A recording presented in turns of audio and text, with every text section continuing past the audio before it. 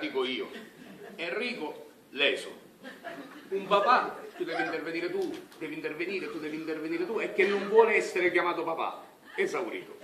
Un maresciallo che pare che ci mi sono divati apposta ogni volta che vengo.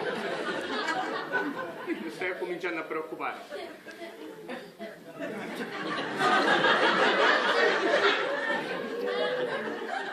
Preghiera!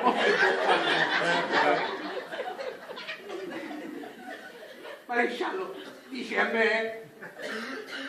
Scusi, qua ci siamo lei ed io. Fra noi due, chi è che si chiama Primigara?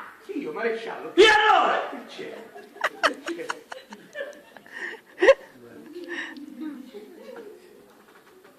Io ho bisogno di parlare con qualcuno, io devo sfogarmi con qualcuno, parlare con qualcuno, non mi faccio qualche pensare.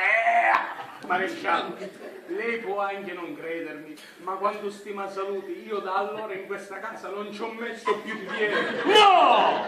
Ma perché no, ma quindi? No! Ce lo sto dicendo io. No! No! Lei deve venire con me. E faranno con lei. Era meglio che continuava. No! No! Venga con me, ne devo parlare. A quattro occhi. Andiamo, a Morini. Venga con me, che me la secco via!